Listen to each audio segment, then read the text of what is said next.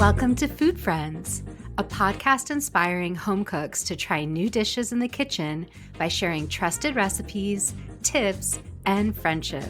Hi, I'm Sonia. And I'm Carrie. We met in Los Angeles over 15 years ago as personal chefs and haven't stopped talking about food since.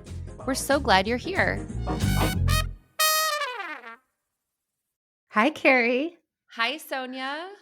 It's so good to see you.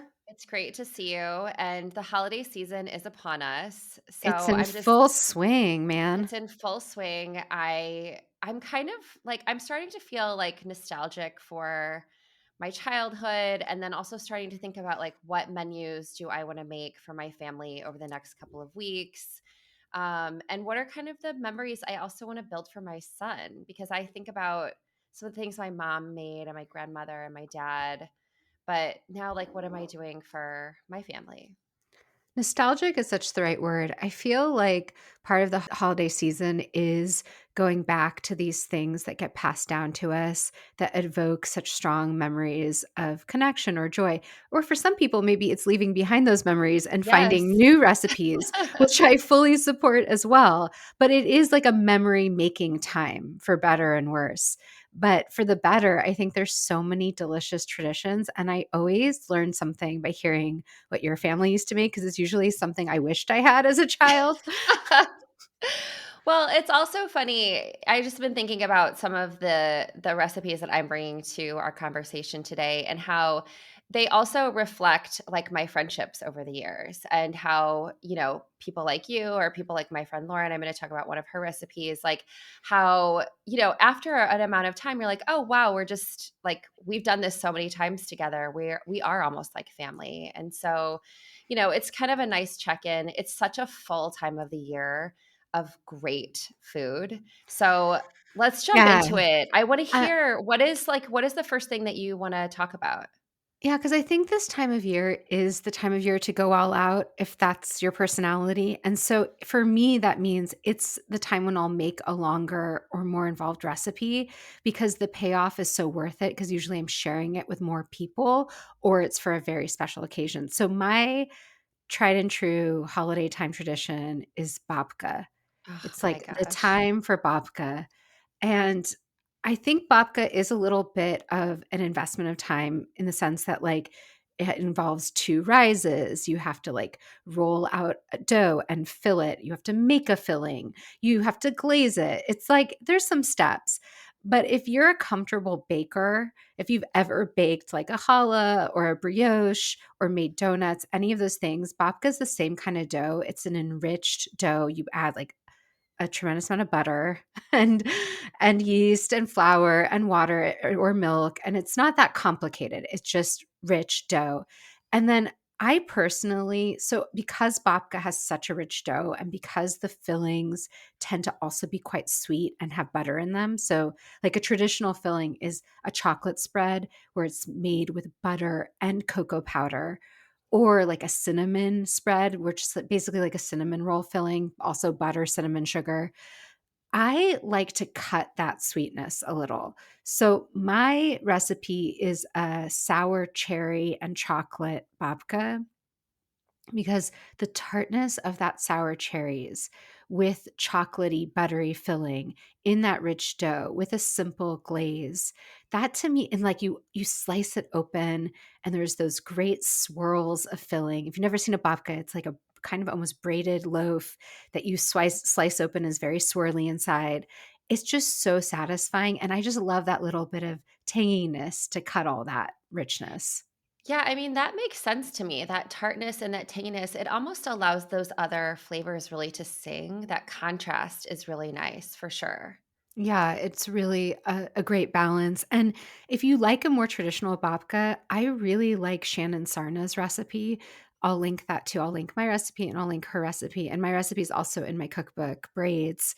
But her recipe, I think, is just so simple and very approachable for any home cook. And she offers the traditional like chocolate or cinnamon filling. Like she keeps it real basic. I mean, she has other exciting filling babka recipes on her site, but I'll link the one that is the tried and true classic. So if you're like babka curious, those are good places to start.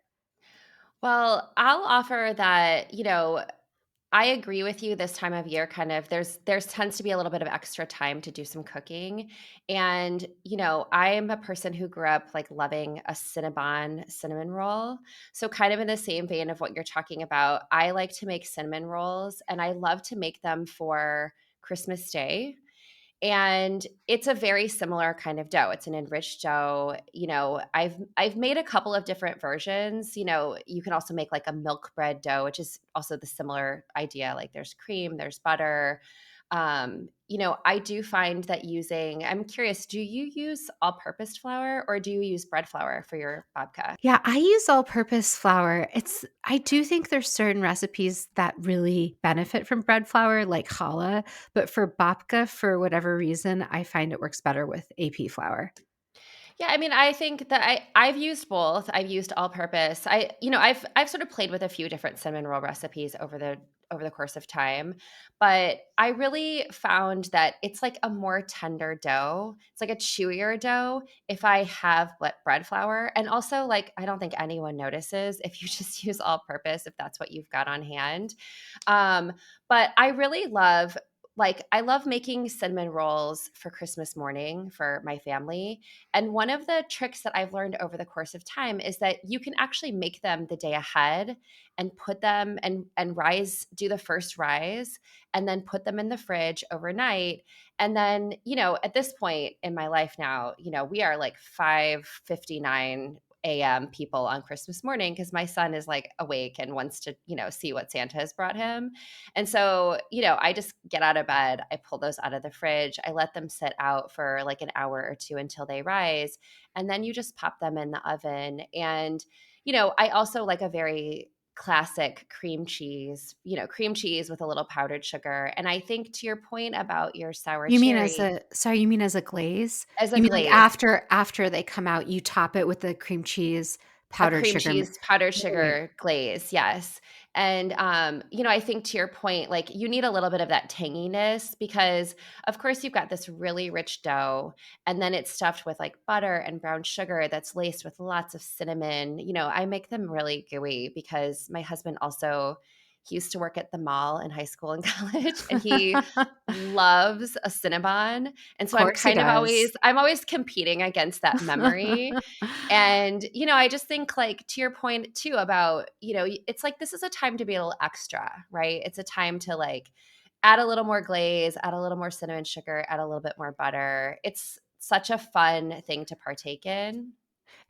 There's 2 good points there. One is also with babka, I do a rise in the fridge, and I think that step of, like, letting your dough rise in the fridge, whether you do it after the first rise or just immediately mix up your dough, stick it in the fridge, let it rise overnight in the fridge, then take it out. That's like that makes it feel so much more doable. It doesn't feel as hard when you break it over the course of 2 days for either cinnamon rolls or for babka, and I think that idea of, like, there's something shaped and ready in your fridge, all you have to do is stick it on your counter while you're opening presents. I love that tradition, but since you've tried so many recipes, what do you think is that best recipe that you've tried? I made the one from Gourmandise School, which is a cooking school here in Santa Monica, California. And Clemence Delutz, who is the pastry chef who really offered a bread camp during pandemic, and that's kind of where I really learned how to make a milk bread. And what's great about her cinnamon roll recipe is that if you want to take it in a savory direction, you just make the same recipe, and then you can also instead fill it with like garlic butter and herbs. And it's really kind of the same process. And it's also like, it's a really rich and beautiful dough. We'll have to link that in the show notes. I'm always looking for a good cinnamon roll recipe. Cinnamon rolls and babka also make me think of sufganiyot, which are Hanukkah donuts. They're just the classic Hanukkah food. Besides latkes, it's sufganiyot. Those are the 2 main Hanukkah foods. And when I had the deli, I used to do Marionberry jam-filled sufganiyot. And sufganiyot are jelly donuts. Like in their most original traditional form, it's a yeasted raised donut filled with some kind of jam or jelly, often raspberry or strawberry. And now there's like a whole universe of sufganiyot. And if you already are the kind of person who's willing to make the kind of dough you need for cinnamon rolls or the kind of dough you need for babka, it's almost the exact same for a donut. It's an enriched yeasted dough. Well, I'm so glad to hear you say that because I have to say, like, I feel like this is a next level kind of project that I don't know that I'm up for. But to hear like you describe the babka and then me, think through like it's basically the same as the cinnamon roll, then if it's the same kind of dough, then maybe it is doable. It's really doable. Now, the dough part is super doable. I think the thing that people get intimidated by is this is a donut, so you have to fry it in oil. So you Right. have to, and some people don't want to fry things at home, which if you're that kind of person, this is not your dish. But if you're kind of like, oh, I'm up for the challenge, you just get a big Dutch oven or a heavy bottom pot, you fill it with several inches of oil, and you are frying these donuts for just like a few minutes on each side.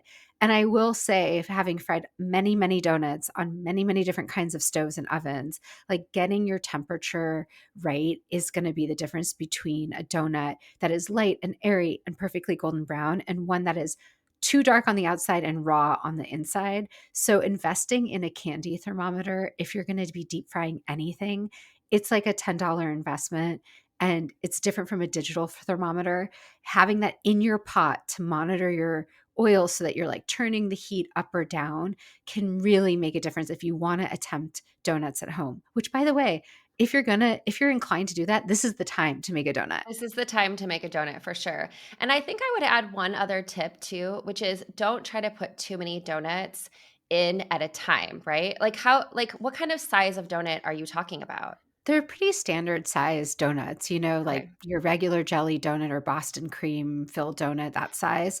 And you're usually frying no more than 2 at a time. Okay. Yeah, that makes total sense to me because the more you put in, the more donuts you put into the oil, the more it pulls the temperature of the oil down, correct? Yeah, and then it's trickier to change the To get it back temperature up. and get it back Right. to the right 350 that you're looking for. But Carrie, do you have any other non-dough based sweet treats for the season? I do. I have a really fun one, and it's actually from my friend Lauren. She makes these cheese dreams, and she's made them for several of our like New Year's celebrations. And what you're going to love about this is that it's a very Midwestern recipe, except Well, my it's friend, called hold on, it's called cheese they're dreams. called So cheese I'm dreams. I'm Yes. already hooked. I don't understand how it's sweet, but I'm on the edge of my seat. It's a sweet cheese dream, and it's basically like a cinnamon sugar toast that has that's like a little roll of cinnamon sugar toast, and then it has cream cheese in the middle. So let me describe to you how to make them. So you take a very standard white bread, like a Pepperidge Farm white bread, and you cut off the crust. And in this case, it's also helpful to roll it out a little bit, which makes it a little bit more pliable, and then you spread cream cheese on one side of the bread and you roll it up into a little log and then you cut it into bite-sized pieces, okay? And then you take these little bite-sized pieces of bread that has cream cheese and filling in the middle and you dip it in melted butter and then you roll that in cinnamon sugar. How smart. It's almost like a babka idea. It's kind of like a combination of all the things we've talked about and Totally, all the flavors, totally. but with none of the work. Okay, But with and then none of the work. And then what you can do is so you can make these ahead of time. You wait, can sorry, do you put those into a pan and heat them up, or is it You just bake like them you bake them in the oh, oven. They so get they baked get in the oven. gooey. So they're crunchy on the like, crunchier on the outside, gooey on the inside. That cream cheese is gooey, and the cinnamon sugar is, like, crunchy on the outside with the butter. It's kind of like the most magical, like, little bite of sweetness. What's funny is I've kind of forgot about these my friend Lauren calls them cheese dreams. Um, I forgot about them until I saw recently that the New York Times released a recipe for a savory cheese dream, which is kind of like it's a similar idea, but it's made with cheddar cheese, and you sort of cream your cheddar cheese with cream cheese, and then you with butter. You cream Oh, cheddar cheese with like butter. Like shredded cheese with Shredded butter? cheese with butter, and then you add in, like, a little bit of Worcestershire, a little bit of garlic powder, a little bit of mustard powder, and you can add a little bit of hot sauce to it. I've never made this recipe, but it looks very similar, only, like, it's orange because it's made with cream cheese and not, like, sort of cinnamon toast looking. This is a Midwestern dream come true. I wanna Totally. come to your New Year's party, and I love at this time of year, there's so many opportunities for these kinds of dishes. There's Christmas, there's Hanukkah, there's New Year's, there's solstice, there's so many different holidays to celebrate and other ones, and so I'm always thinking every year, like, what are some new latkes that I can make? And last year, I incorporated 2 of my favorite flavors of the season, sweet potatoes and cranberries, Oh but my not gosh. not in a single latke. So, let me start with the first part. I started making cranberry salsa and cranberry relish years ago, and I'm kind of obsessed. Have you ever made cranberry salsa? I haven't made cranberry salsa, but my mom makes a cranberry relish for which is actually kind of it's, like, very fresh, there's a lot of orange in it, and Yeah. it's a really nice counterpoint for Thanksgiving. Yes, I love a fresh cranberry relish, which means you never cook the cranberries. Yes. Well, that same idea is used for salsas. So it's taking fresh, uncooked cranberries, like straight from the bag, you rinse them, you dry them, and then you add onion, jalapeno, Oh, lime juice, and I add ginger, and you pulse that all together in a food processor and you make a very simple not salsa. no sugar at I all. think I add a tiny bit of sugar Right, just to balance out that acidity, but not enough to make it very sweet, right, and a just so little it's not so salt. puckery. Yes, just so to Right, mellow out that cranberry puckeriness. right. But the same idea of like a mango salsa, which has the sweetness of a mango, but still has that like lime juice and cilantro and Yeah. onion. It's the same idea, but with cranberries. And it's so delicious and so fresh. And if you use just like a little jalapeno, it doesn't even have to be that spicy. So it can even be kid friendly or just skip the chili. You can still make this sort of like relish and not Well, make it a you salsa. could use green pepper in there too if you wanted Yeah. that sort of, like, that tanginess of the pepper, right? Yeah, that vegetable flavor, I think, Yes, yeah. yeah. And then for the sweet potato latkes, there's a lot of recipes out there, but I've learned from many, many years of latke making that when you use pure sweet potato, it's just never gonna get crispy. And often it gets a little, like, burnt on the outside and stays a little raw in the center. It's just a harder thing to make into a fritter. So I always use the same ratio of russet potatoes to sweet potatoes. I do exactly, like, 2 pounds of one, 2 pounds of the other. And my ratio for latkes in general is 1 pound of potato, 1 egg, quarter cup of potato starch or flour, and salt and pepper. Oh, and, half an onion. I like onion in mine. I But like onion in mine too. for this, you don't necessarily need onion, but you do need those equal parts russet and sweet potato. You grate them, you add the egg, you add the potato starch or flour, you salt and pepper it, and then you fry it like you would any latke. But topped with that cranberry salsa, it cuts again through the richness. I'm always looking for a little acidity during this Right. time of year Yeah, because things are so starchy and heavy and fried. And, and fried, yeah. that's part of Hanukkah is eating fried food. So I'm always looking for like what's the brightness on my table, and this is just something that's becoming a tradition every year now. Well, I also am imagining the sort of beauty of these colors together too, sort of like the orange. I'm imagining the orange of the sweet potato, and it's probably a little bit variegated because it's got the russet in it too, which I think is a brilliant trick because then you're still getting the crispiness of an actual latke with the sweetness of a sweet potato, and then you're adding this like almost like a jewel, like a jewelry on top of your latkes, right? Oh, it's so pretty to add that little pop of red against the orange, and then if you wanna, like, add a little sprig of mint or parsley or I don't know, it's so easy to gussy it up and make it cute. So it is also fun to serve as, like, a little appetizer, like, you can make smaller sized ones, have them on a platter. People just love to eat these. I mean, I would love to be at your Hanukkah this year. I would love that even more. Well, I have another Midwestern dream of a dish that is a really great side dish that my family has been making for many years. And we kind of just refer to them as cheesy potatoes. And really, what they are is like frozen hash browns mixed with cheese and sour cream. Wow. And I think the shape of the hash browns matters. So the way I grew up eating them is with like cubes of potatoes and it's like the cubed hash Oh, so browns, not not like shredded hash browns. so I call those, like, home fries. Yeah, I mean, I think they have different again, a lot of the Midwestern, regional cookbooks. Terminology. Yeah, the terminology is, and it's usually like buy a bag of them, buy a bag of hash browns. It's funny when I called my mom to ask her about this recipe, I definitely grew up with like the cubed home fries like you're referring to. And she said, "Well, your sister now makes them and she uses the shredded ones because they take less time to make." Right. And and I have been home and had the cheesy potatoes with the shredded ones, and I will say I don't like the texture as much. I kind of Oh, like the bite of the hardiness of home a the cube. heartier, yeah, of the cubed. But the recipes also can include like there's so it's potatoes, butter, cheese, and then some of the recipes also include some diced onion. Some of the recipes also include like a cornflake topping. I've definitely had that version. But it's this comforting, it's basically mac and cheese, but with potatoes instead of pasta. But you're not making, like, a bechamel sauce. You're not making a besh You're throwing it into a casserole dish and baking it? You're throwing it into a casserole dish and baking it, and when I was growing up, my mom used Velveeta. She now uses shredded cheddar, which she adds a little bit of, like she says she adds cream to it, and then you add that sour cream to it too, which brings a lot of tanginess to it, and butter. This is, like, not a diet dish in any way, shape, or form, but this is, like, a comforting dish that I definitely grew up eating. I would definitely see this like at a funeral, like sometimes people call these like funeral potatoes.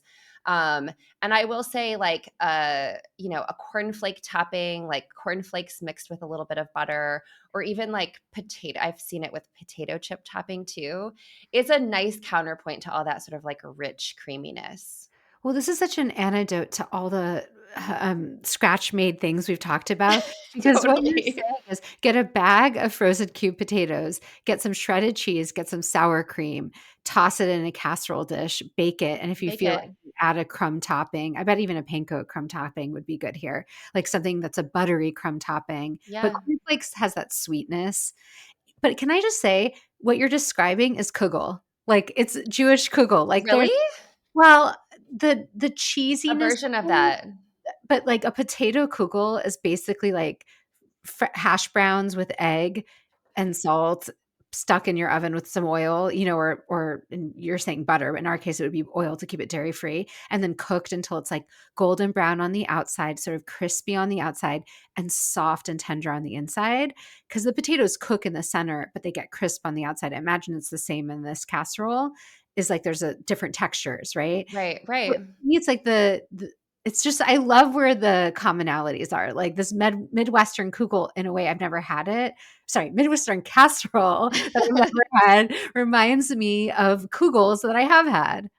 Well, and I think to your point too, there's also this sort of balance, right? Like if you're going to spend a couple of days making cinnamon rolls or making this babka, I kind of love the ease of this dish. It's really what it is a dump dish. Like you just put it Yes. all into like, you could really just put it all into your casserole. Usually my mom mixes it in a bowl and then she butters the casserole dish and puts it in there. But like it requires almost no effort. And it's a shortcut also, like we're talking about cooking at the holidays, but there's so many other things that are going on at the holidays too, and so to give yourself a little bit of a break, if you do spend time making one of these homemade things, like this is a comforting dish that you can bring to someone's house too. Yes, I love an easy, comforting dish, and it's all about the memories. This is memorable to you and your family, Absolutely. and that's what matters. And on that note, to me, the holidays, and especially New Year's, but throughout this entire any holiday, there is one dish we always had, which is called salad Olivier. It's a Soviet-style potato salad. We actually in our house called it salade de boeuf because often it was made with salami. Boeuf is like boeuf, like French Oh for beef, yeah. but we actually rarely added meat to ours, but that's just what we called it in our house. But other people called salad Olivier. There's actually, interestingly, a Persian version of this too, because Russians who migrated to Persia brought it there, and then it became popular there. But I don't know a person who comes from the former Soviet Union who doesn't make this salad, and especially for New Year's. Like, it must be made for New Year's Eve, New Year's Day. It's just part of your tradition. I mean, you've talked about this before. Can I just call you, is this the one that has the canned peas in it? Well, yes, let me describe what goes into it. So, the ingredients really matter, and you're just gonna have to trust me that it tastes so good that it's better than the sum of its parts, and that it has to be made this way. I can't wait to hear if anyone has their hot I'm gonna take have on to how make it this I'm gonna have to make it this year it because you did talk about this, think l last year, and I'm always like, "I can't believe that there are canned peas in this dish." So, P.S., if you go to a Russian market or an Eastern European market this time of year in the month of December, you will find that they have whole aisles dedicated to different kinds of mayonnaise, different kinds of jarred and canned peas, because everyone is stocking up to make the salad. So, they'll have more extra stock on their shelves for this salad. The salad is boiled potatoes, boiled carrots. That's an important Oh, ingredient, right. Oh, which you I can also don't stick. like boiled carrots. Carrie, you're gonna have to go with Okay, I'm the gonna trust flow. you. I love You're you, I gonna know you, I trust you. it's a thing that's greater than the sum of its parts. You just have to ignore all those things. You boil those things together. You can fish out the carrots once they're soft if the potatoes take longer. You kind of boil things whole. Like, you peel the potatoes, you peel the carrots, you stick them in the water, you boil them. Okay, that's it for the vegetables. You have to have hard-boiled eggs too. That's Okay, part of the wow. recipe. Alright. You must have jarred or canned peas. I've made it with frozen or fresh. It is not as good. It's more colorful. It is just not as good. I'm sorry. There's a flavor in a canned pea that is not good anywhere else but the salad. And if you can get your hands on an Eastern European or Russian glass jarred pea, I find those to be superior to the tin canned version. But we only had tin canned growing up. So obviously that was good enough for us, and Right. it is still good enough for me. And then, some people add herbs, some people don't. But those four ingredients, oh my gosh, five And ingredients. mayonnaise, No, right? pickles. You Oh, must have pickles. pickles. Okay. True, like, Slavic pickles, not sweet pickles, not these overly vinegary ones. You gotta go to get an Go to the Eastern Russian European market, pickle. Go to the yes. Russian market, get a pickle, but if you can't, just use a regular pickle. But you have to have a pickle. Has to be there, and then mayonnaise, and it has to be good mayonnaise. So, Best Foods or Hellmann's is always a great option. But again, if you can get to market and buy one of their good mayonnaises, I love those for this. And those are like the essentials. Like I said, some people add chicken, some people add salami, but we keep it vegetarian in our home. And you need a tremendous amount of mayonnaise. Like, I'll link a recipe with my It's supposed to be very proportions, creamy. very creamy. And you should definitely like add more mayonnaise if you think it's a little dry. Like, don't follow the recipe, use your instincts. And I remember, because Jonathan doesn't particularly like canned peas, my husband. He doesn't particularly Doesn't like like mayonnaise. he doesn't like mayonnaise. He doesn't like hard-boiled eggs in But salads. does he He eat will this? eat this salad and Oh, he loves wow. it. It's so good. That's why I'm saying it's like you can't explain it, but it's delish. And do you make it ahead of time and then you let the flavors develop, or is this You kind of can like a you make it and you eat it? you could have Either this way. sit for a week in your Oh, fridge and it just wow. gets better every day. Like, I would Oh eat my it for gosh. days, but you could eat Wow. it the same day. It doesn't have to sit in the fridge. It's just a very like, make a big bowl of it, have it around. It's a real celebration if you're Slavic. Well, I love this. I will say I have a veggie that I'd like to bring to this conversation, and it's really on the opposite end of the spectrum. On New Year's, I didn't grow up with this tradition, but I sort of love that the tradition of eating greens on New Year's is like a symbolizing of money. And one of my favorite greens are collard greens. And there is a Brazilian restaurant in my neighborhood that I really love their collard greens because they're so simple. And what kind of makes them simple and yet spectacular is that they don't blanch them. They one don't blanch them, so they're very like vibrant and they're cooked but just sautéed. So you don't blanch them first and then Oh. sauté them. And the other thing I really love about them is the texture. And I was kind of looking online for different recipes, and the idea is that you're using kind of a more young, tender collard green, but I got to say, like, I just I pull out the ribs of the collard greens. And what you really want to do is you want to stack the leaves on top of one another, roll them up like a cigarette, like in a roll, Yeah. and then chiffonade them. So there's sort of like these long, thin strands of collards. And Like then you just chiffonade, you mean just like sliced thin sliced against the thin roll. against the Yeah. roll, and so you just end up with, like, almost like spaghetti strands of tender Oh. collard greens, and this is how they serve them at the restaurant, just sautéed in olive oil with a lot of garlic, and this is how I love to serve them on New Year's. Um, have tried to grow collard greens, I've grown them a little bit, I was successful one year, but, I think like any green with even just a little bit of garlic on your New Year's table is a really nice addition. Um, and I Especially will after all those, like, heavy heavy meals and you dishes. just want more vegetables. I love a collard green too on New Year's Day, that's a tradition we have as well, but I typically do, like, a stewed collard green, like something that, sits in a broth with smoked turkey or, a lot of people do ham hock. Sometimes I don't do any of that, I just do sort of a simmered collard green that's really simple, just because I love that flavor, but I also love Yeah. this idea of a quickly sautéed bright collard green. Yes, There's something yes. really, like, nourishing about that. It's the same vegetable with a different way of cooking it, and there's something so comforting about the one that's been cooking for a couple of hours, it just really yields, and this one just has, like, more bite and more vibrancy to it. I love the color. That's such a great idea for New Year's. I'm gonna try that. Before we go, we've talked a lot about sweets, we've talked about sides. I just wanna throw out a main dish that I started making for Hanukkah, and I think it's appropriate for Hanukkah, for New Year's, for Christmas, for this whole season because it's rich and decadent. So when I had the deli, we did a Hanukkah pop-up, and we were thinking about, like, what should the menu be, and I was thinking, "Okay, how can we showcase that, Jewish food is more than just from one region and is more than just latkes for Hanukkah?" And I discovered this recipe for Italian fried chicken for Hanukkah, and it Oh, wow. actually is an Italian Jewish tradition from Italian Jews in Tuscany. This is Wow. like it's called there's like an Italian name for it that's essentially translates to Hanukkah fried chicken. And Wow. it's popular among non-Jewish Italian Tuscans as well.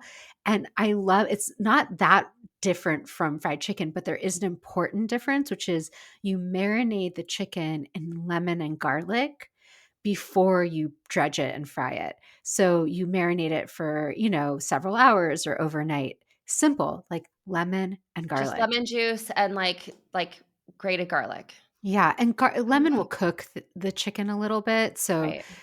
I'll link a specific recipe that will help you get the thymes and marinades right, but what it is again, that acidity, that note of Yes. acidity, and that garlic that cuts through that fried chicken flavor, and when we served this at this pop-up, it was People the loved hit it. of the night. People went Did crazy you for it. did you dredge it, or what was the coating Yeah. on it? So that's the other thing. Traditionally, with this recipe, it's a simple dredge. It's just dipping it in egg and then flour. It's not a triple dredge. So It's a little bit it's a lighter. little bit lighter in that way. Right.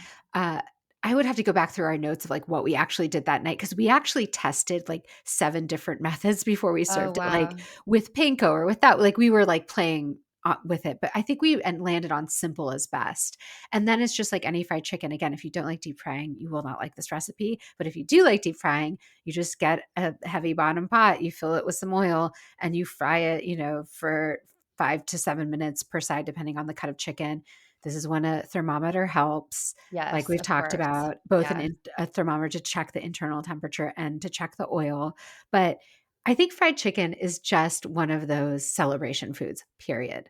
It is, and it's again, it goes back to this idea of, like, this time of year to kind of go all out and be decadent, and, I think Hanukkah is a time where you're celebrating, that the oil lasted for 8 days, and so to have these, like, have your house. I love when you're dropping the Jewish knowledge. It makes me so happy. Well, I mean, my family is gonna host Hanukkah this year, and I was saying to my son, like, don't you want latkes? Don't you want our house to smell like oil?" It's kind of like that's what it's sort of meant to do that this time of year. Yes, It's yes. meant to feel like a party, like a celebration, like a gathering. So, so, I have one other dish too that I want to offer, which is a main that I like to serve on Christmas Day for like our sort of brunch meal. And I am a person who grew up eating biscuits and gravy.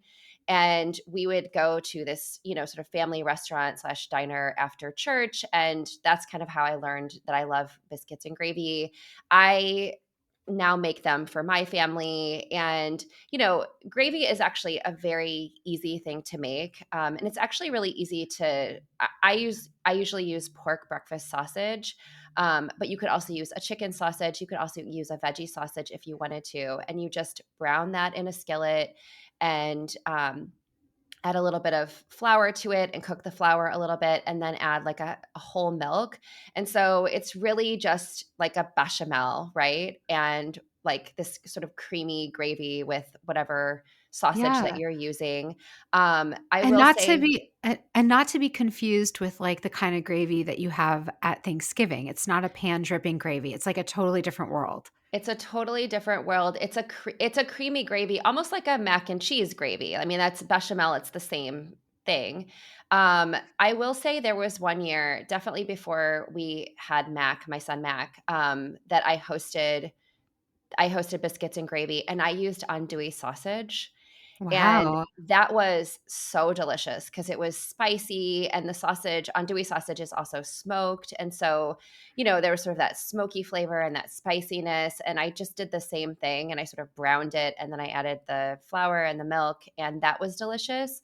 But my big tip on this too is using Edna Lewis's biscuit recipe.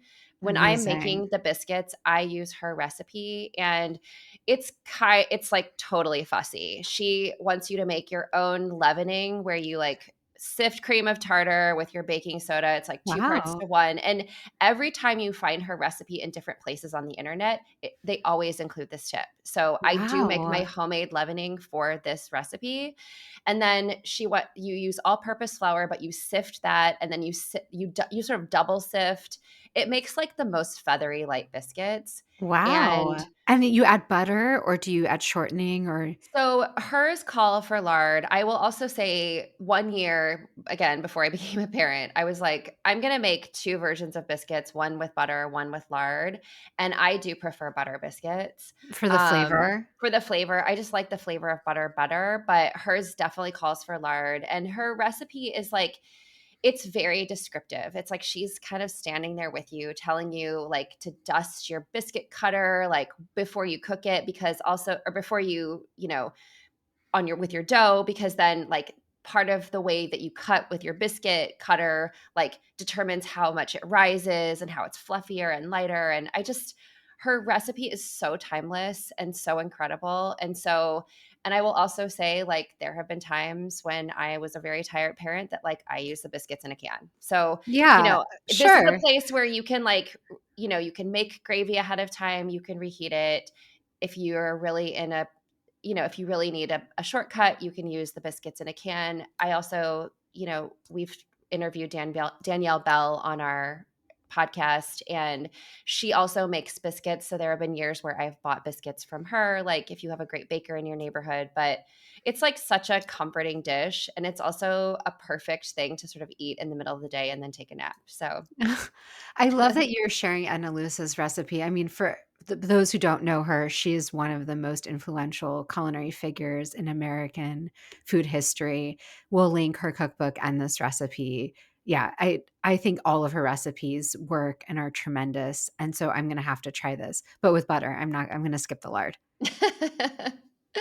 Well, this has been really fun. I'm excited to like really confirm all my menus and, think about adding in some of these old ideas and new ideas. And, maybe there will even be this like Soviet potato salad on my New Year's on my Okay, New Year's table this year. maybe I need to make that for you first before you attempt it yourself, but in any event, I wish I could be showing up at your table this year. Same, same. All Until right. next time. Till next time. Bye. Bye. Thanks for being our food friend. If you enjoyed our podcast, please subscribe, leave us a review, and share this episode with friends. We love hearing from you, so follow us on Instagram or drop us a line at foodfriendspodcast.com. Yes, we'd love to hear from you and your food friends. Happy cooking and eating!